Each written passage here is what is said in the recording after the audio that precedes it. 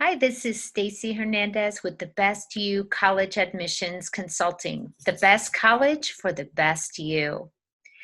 I get the question a lot about what is a good ACT and SAT score. So I wanted to dive into that conversation today because it is something that is a part of the admissions process, especially for colleges and universities in the United States. So I find this to be a tough question, and I kind of take this approach differently than just giving you a straight answer of yes, you need to have an 800 on the SAT, or yes, you need to have a 35 on the ACT, that sort of thing. Instead, I really want to take this from a different approach because the test scores vary per school. So, and the reason why I say this is a tough question is because every student is going to be different. Every student is going to look at a different school. So, really, this should be focused on the students, not only the student's ability, but also based on where the student wants to attend school. So, now I'm going to talk more like I'm talking just to the student or a parent, and I'm going to use the word you. So, with every school being different, it's important that you understand and start targeting and identifying schools that are interesting to you. So, instead of saying, okay, ACT is out of 36, I need to have a 34 in order to have a good score, or the SAT is out of 1600, I have to have a 1550 in order to have a good score. Instead, target schools that are interesting to you and then determine what they want to see in a test score. Because yes, you can completely aim and achieve and try to get the top score you possibly can. And yes, that'll help you for scholarships, and it could increase your chances of getting into particular schools and again getting more scholarship money. But I see too many students putting way too much stress on themselves to try to get a score that may not be realistic for them. And so, and may not be necessary based on the types of schools they're looking for and looking at.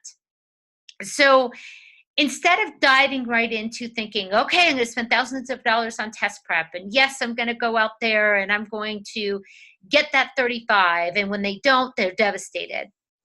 Instead of doing that, I encourage students to start identifying schools and have that start to match who they are. So the schools match who they are, the test scores start to match who they are based on their abilities, based on their strengths and weaknesses, based on even their schedule. Because testing can get to be very stressful and challenging, and you have to study, study, study in order to do well. So if a student has limited time to prep for a test, that's going to impact this whole process in terms of test scores and everything. So there's a lot of pieces to this. So that's why starting with identifying the schools can really help set the student and set you up and have goals around testing. So targeting your schools. And so one of the places I like students to go to get the resources and the information they need around test scores is collegedata.com. So collegedata.com will show you test score breakdowns per college. So you can type in a college, and on the written blog post connected to this video, I actually looked up Tulane University just because I was looking it up for a student already. And I didn't I didn't identify the school on the blog. And it shows a breakdown. So within the 700 to 800 range of SAT English reading section is this, or reading writing section, that whatever they changed it to. 700 through 800, 15% of the students have this score, which it wasn't. It was like 80 something percent. And then 600 to 700, 15% have this score, So they break it down into real specific details. With the ACT, the English score, they'll say 15% have this score, or 20% have this score. So they can break it down so students can really see where they need to target for particular schools.